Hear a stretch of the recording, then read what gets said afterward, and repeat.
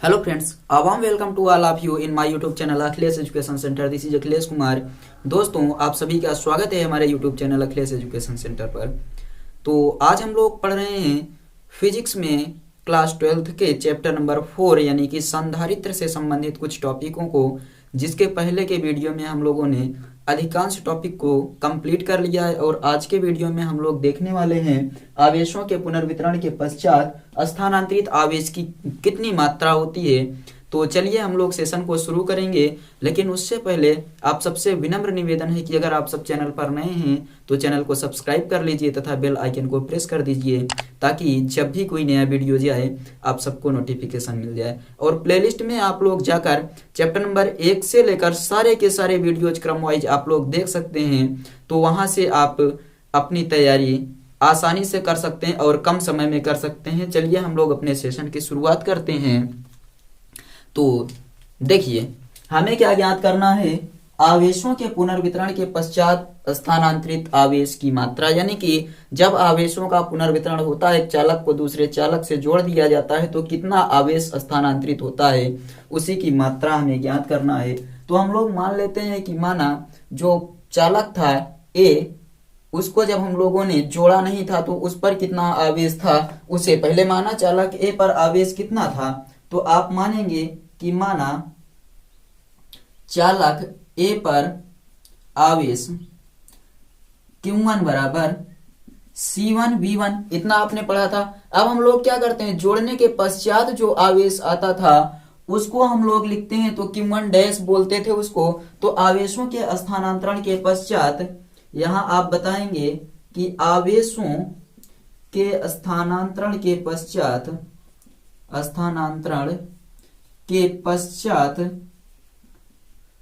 चालक ए पर फिर से आवेश आप बताएंगे स्थानांतरण के पश्चात किस पर, तो चालक ए पर आवेश कितना हो जाएगा, तो आवेश आपका हो जाता है Q1 डैश बराबर C1V, ये आप जानते हैं। और स्थानांतरित आवेश की मात्रा Q1 माइनस Q1 डैश, इसको लिखते हैं अतः स्थानांतरित आवेश की मात्रा, अतः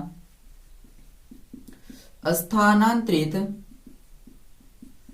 आवेश की मात्रा, आवेश की मात्रा कितनी हो जाएगी, तो मात्रा हम लोग लिख लेते हैं, मान लीजिए डेल्टा क्यू। तो डेल्टा क्यू बराबर आपका हो जाएगा Q1 माइनस Q1 डैश। अब यहां मान रखते हैं हम, तो मान रखेंगे तो कितना आएगा, देखिए यहां माइनस लगेगा, तो Q1 का मान है C1 V1 माइनस इसका मान है C1 V।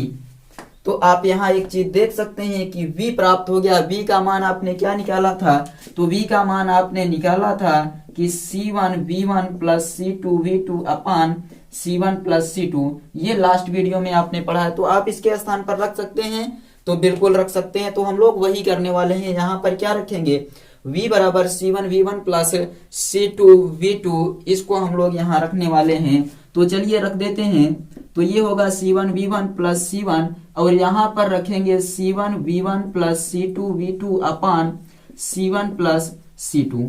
क्या करते हैं हम लोग, चलिए इसका इधर गुणा करेंगे, इसका इसमें गुणा होगा, इसका इसमें, तो गुणा करना स्टार्ट करते हैं। थोड़ा इधर कर लेते हैं ताकि आपको फिर से दिक्कत ना हो।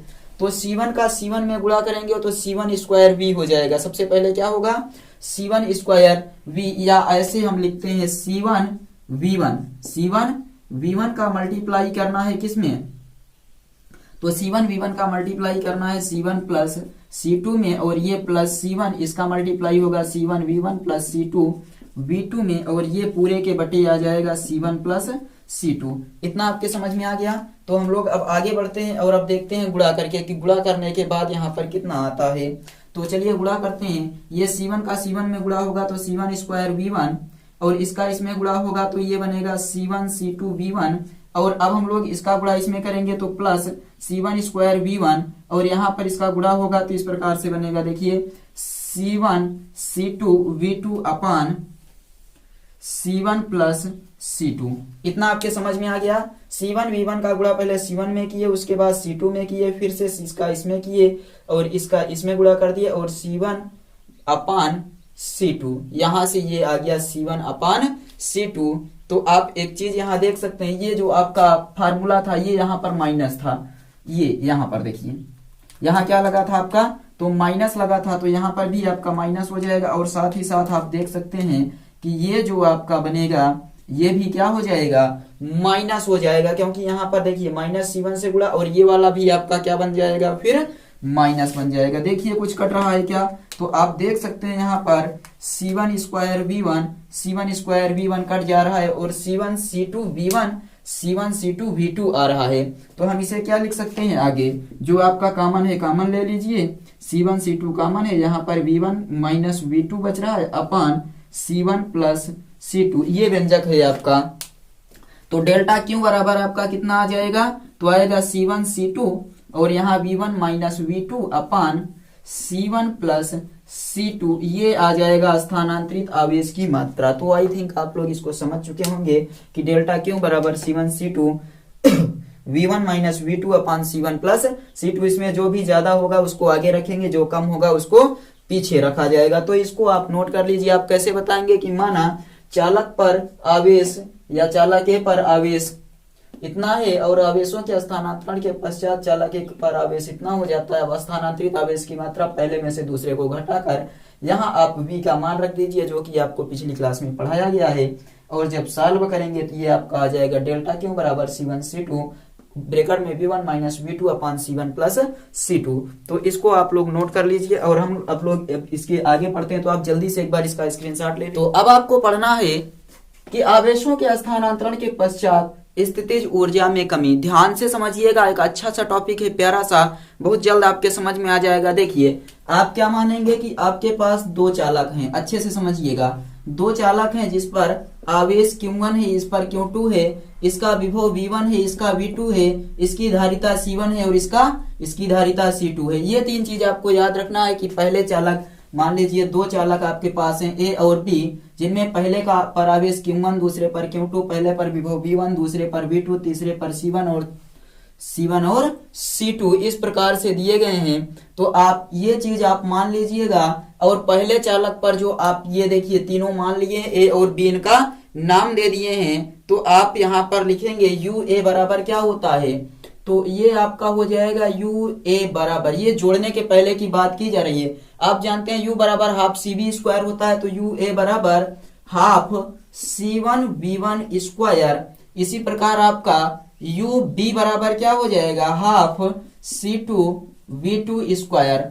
अब यहाँ पर कुल ऊर्जा अर्थात स्थितिज ऊर्जा में कमी ज्ञात करना है। तो आप देखिए जोड़ने के पहले ये चालक A की ऊर्जा है और ये चालक B की ऊर्जा है। अब जोड़ने के पहले कुल ऊर्जा, या हम नाम देते हैं कुल स्थितिज ऊर्जा, कुल स्थितिज ऊर्जा कितना हो जाएगा, तो आप इसको बोलेंगे कि U1 है, ये U1 बराबर UA प्लस UB, और UA का मान है half C1 V1 square plus half C2 V2 square. ये जोड़ने के पहले कुल ऊर्जा है, आप इसको याद रखिएगा। अब हम मान लेते हैं कि इन दोनों चालकों को क्या किया जाता है, किसी एक चालक तार की सहायता से जोड़ दिया जाता है। तो इसका आवेश Q1 रहेगा, इसका Q2 होगा, इसकी धारिता C1 C2, और इसका जो बराबर होगा वो है विभव, दोनों का बराबर हो जाएगा, यानी कि V1 बराबर V2 बराबर V, V1 बराबर V2 बराबर V हो जाएगा। तो जोड़ने के पश्चात पहले चालक की स्थितिज ऊर्जा, मान लीजिए ये A और ये B, तो ये UA बराबर कितना निकल कर आएगा, आप बताएंगे हाफ C1, और विभव बराबर है तो V स्क्वायर। इसी प्रकार UB बराबर हाफ C2 V स्क्वायर, इतना हो जाएगा। अब यहाँ क्या लिखेंगे, कुल स्थितिज ऊर्जा, यानी जोड़ने के बाद कुल स्थितिज ऊर्जा कितनी आ जाएगी। देखिए कुल स्थितिज ऊर्जा की बात करें तो आपका हो जाएगा U, इसे 2 कह सकते हैं, कितना U और 2, तो आपका हो जाएगा ये UA डैश UB डैश, मानिए तो UA dash plus UB dash मान रख देंगे। आई थिंक आपको नीचे दिख रहा होगा, एक बार चेक कर लेते हैं। चलिए अभी तक नीचे दिख रहा है, तो यहाँ मान रखेंगे हम, तो इसका मान होगा half C1 V square plus half C2 V square. इतना समझ में आ गया। अब आप यहाँ एक चीज गौर करिए, तो आपका देखिए यहाँ पर 1/2 V स्क्वायर कॉमन है, 1/2 आपका V स्क्वायर कॉमन है, तो आप इसे कॉमन ले सकते हैं इस प्रकार से। देखिए 1/2 वी स्क्वायर हम लोग कॉमन ले लेते हैं यहाँ पर, तो आपका बचेगा 1/2 C1 प्लस C2 और ये वी स्क्वायर हो जाएगा। ये कब की बात कर रहा है, जब दोनों चालकों को देखिए जोड़ने के पहले कुल स्थितिज ऊर्जा आ गई, यहाँ पर जोड़ने के बाद कुल स्थितिज ऊर्जा ये आ गई।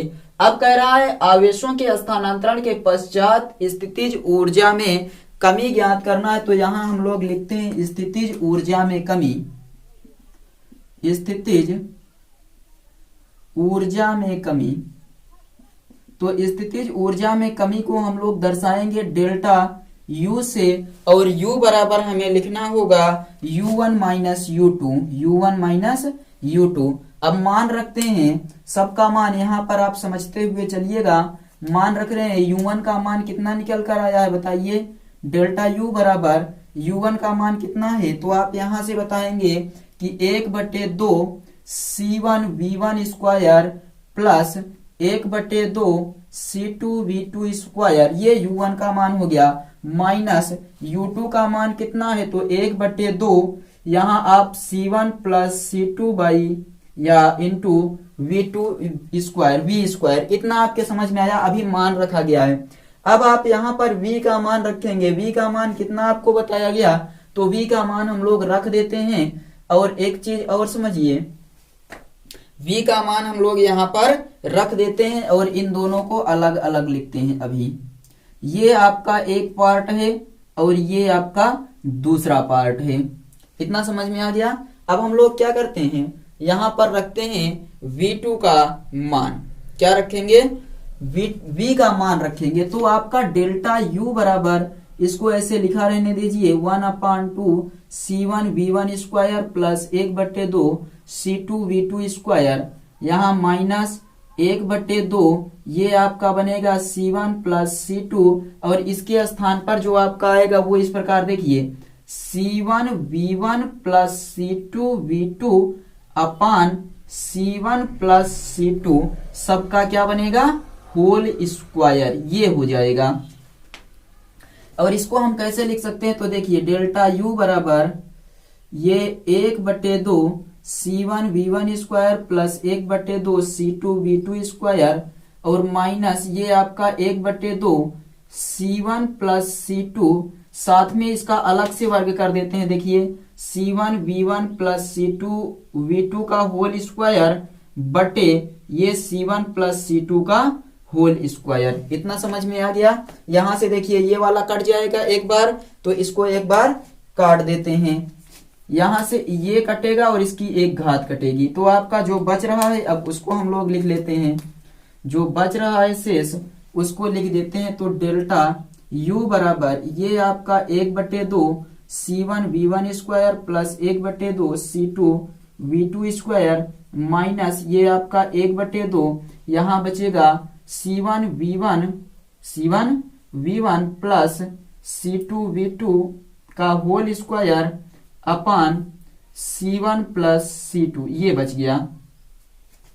तो आई थिंक आपको यहां तक तो कोई समस्या नहीं हुई होगी, यहां तक आपको कोई समस्या नहीं हुई होगी। तो अब हम लोग क्या करते हैं, देखिए इसको एक बार इधर गुणा करेंगे, क्योंकि देखिए ये बटे के रूप में है, इसमें गुणा करेंगे और ये पूरे के बटे के रूप में आ जाएगा। तो इस प्रकार से अब हम लोग लिखते हैं थोड़ा विस्तार से, तो आप समझिएगा डेल्टा U बराबर ये होगा 1/2 C1 V1 का स्क्वायर प्लस 1/2 C2 V2 का स्क्वायर, इसका गुणा इसमें करेंगे तो आपका ये इस प्रकार बनेगा, देखिए ब्रैकेट में C1 प्लस C2, और ये माइनस लगा है, माइनस लगाएंगे, 1/2 लिखेंगे, 1/2, और ये पूरा का पूरा आपका ये वाला C1 V1 plus C2 V2 का होल स्क्वायर।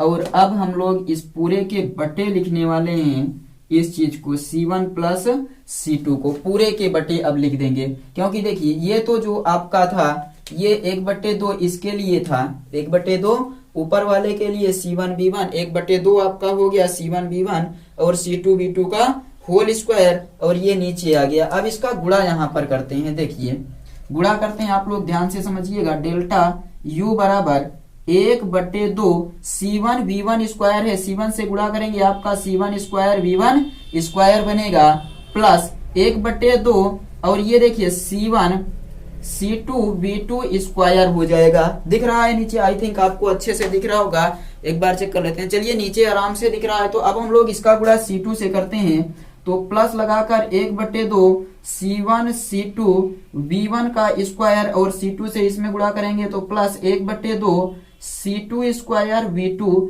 स्क्वायर, ये पूरा पूरा गुणा हो गया। अब यहाँ पर हम लोग लिखते हैं माइनस 1/2, ये देखिए a प्लस बी का होल स्क्वायर लिखा गया है, उसको a प्लस बी के रूप में चलिए तोड़ देते हैं, तो ये 1/2 हो जाएगा और a स्क्वायर यानी कि C1 स्क्वायर V1 स्क्वायर, कितना C1 स्क्वायर V1 स्क्वायर, इसका बनेगा C2 स्क्वायर V2 स्क्वायर और यहाँ पर देखिए प्लस लगा है बीच में, तो प्लस लगाकर 2 लिखेंगे into C1 V1 C2 V2 plus यहां लिखेंगे 2 C1 V1 C2 V2 और बटे में सबके बटे जो आपका आएगा वो होगा C1 प्लस C2। तो आई थिंक आप ये चीज अच्छे से समझ गए होंगे कि यहाँ पर ये सब कैसे आ गया। तो आप देखिए 1/2 यहाँ पर लिखा हुआ है, तो 1/2 सबसे गुणा कर देते हैं यहाँ पर। अभी ये ब्रैकेट में या आप कर लीजिए इस प्रकार से,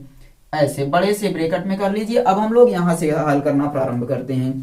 तो देखिए डेल्टा U बराबर आपका बन गया 1/2 C1 square V1 square plus 1/2 C2 square V2 square, या 1/2 यहाँ पर इस प्रकार है, देखिए C1 C2 V2 square plus 1/2 C1 C2 V1 square, आगे plus 1/2 C2 square V2 square minus, अब यहाँ माइनस लगाते हैं और 1/2 से गुणा करेंगे तो ये 1/2 C1 square V1 square minus 1/2 C2 square V2 square और उसके बाद प्लस लिखा गया है, तो देखिए माइनस से गुणा कर रहे हैं तो ये माइनस बन जाएगा 1/2 और गुणे यहाँ पर 2 C1 C2 V1 V2 इस प्रकार से लिखा गया है। और सबके बटे क्या है यहाँ पर, तो सबके बटे ये नीचे वाला C1 प्लस C2। अब यहाँ काटते हैं, देखिए कुछ कटेगा क्या, तो देखिए 1/2 C1 स्क्वायर V1 स्क्वायर, कहीं पर माइनस में है 1/2 C1 स्क्वायर V1 स्क्वायर, और आगे देखिए 1/2 C2 square V2 square plus में 1/2 C2 square V2 square minus में है। अब आगे आप यहाँ पर फिर से देखिए, इतना आपके समझ में आ गया। तो अब हम लोग फिर से यहाँ पर लिखते हैं डेल्टा U बराबर आपका क्या बच रहा है 1/2 C1 C2 V2 square plus 1/2 C1 C2 V1 square और साथ में ये है माइनस 1/2 गुणे 2 C1 C2 V1 V2, इतना है बटे ये आपका C1 प्लस C2।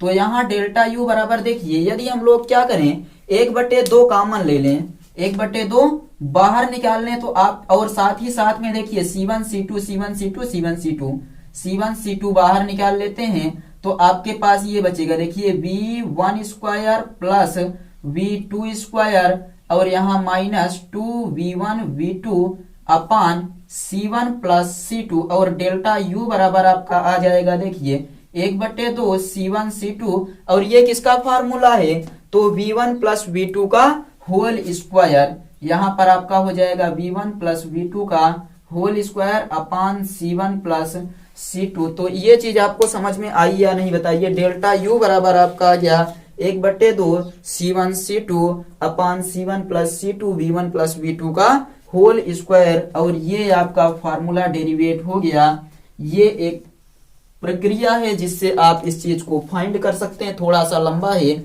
लेकिन बेहतर है।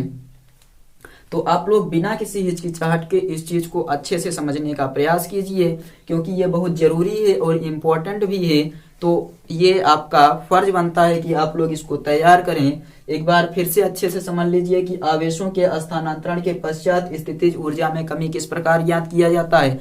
तो आप सबसे पहले मानेंगे कि माना 2 चालक A व B हैं जिन पर आवेश क्रमशः Q1 Q2 धारिता C1 C2 तथा विभव V1 V2 है। इस पे आप लिखेंगे पहले चालक में ऊर्जा या फिर पहले चालक की स्थितिज ऊर्जा हाफ C1 होल स्क्वायर, दूसरे चालक की स्थितिज ऊर्जा हाफ C2V2 स्क्वायर, कुल स्थितिज ऊर्जा U1 बराबर UA प्लस UB, इन दोनों को जोड़कर निकालेंगे। अब इतना आ गया तो आप बताएंगे कि इन दोनों चालकों को किसी तार की सहायता से जोड़ दिया जाता है तो इनके विभव बराबर हो जाएंगे। फिर से निकालेंगे UA डैश बराबर half C1V square, UB dash बराबर हाफ C2V स्क्वायर, कुल स्थितिज ऊर्जा आपकी U2 बराबर UA dash plus UB dash, और इसको सॉल्व करेंगे तो आपका half C1V square plus half C2 यहाँ पर V स्क्वायर हो जाएगा, और यहाँ पर आप कॉमन ले लेंगे V स्क्वायर, तो ये आ गया। अब हम लोग निकालते हैं स्थितिज ऊर्जा में कमी। तो आप यहाँ पर देखिए स्थितिज ऊर्जा में कमी का व्यंजक आपने लिखा डेल्टा U बराबर U1 माइनस U2। U1 का मान यहाँ से, U2 का मान नीचे से आपने रखकर जब यहाँ V का मान रख दिया, ये V का मान है, आप लोगों को पढ़ाया गया है, V का मान रख देते हैं। और V का मान रखने के उपरांत आप देखिए यहाँ ये वर्ग के रूप में एक बार कट गया, एक बार बचा, इस एक बार का गुणा इसमें करेंगे, इस एक बार का गुणा देखिए इस वाले में किया गया है और इसका वर्ग यहाँ ऐसे रहने दिया गया, ये नीचे आ गया, और गुणा करके ये इस प्रकार से आएगा और इसका वर्ग करके यहाँ लिख दिए हैं। नीचे C1 प्लस C2 आपका आता जा रहा है, और देखिए जो कट रहा है उसको काट दीजिए और जो बच रहा है उसको लिखकर आप देखिए फार्मूला बनाएंगे तो इस प्रकार से फार्मूला बनेगा। और ये एक प्यारा सा डेरिवेशन है, इसको आपको समझकर चलना है। तो आई थिंक आपको ये अच्छे से समझ में आ गया होगा। और एक बार देख लीजिए, आपको सब कुछ दिखाई दे रहा है क्लियर, तो इसका स्क्रीनशॉट ले लीजिए, जल्दी से इसका एक बार स्क्रीनशॉट ले लीजिए। तो अब चलिए देखिए, आप लोग इसका स्क्रीनशॉट ले लीजिए और हम लोग अब मिलेंगे अगले वीडियो में और पढ़ेंगे इसके आगे के टॉपिकों के बारे में। तो आप सब लोग अच्छे से पढ़ते रहिए। चलिए मिलते हैं अगले वीडियो में, तब तक जय हिंद।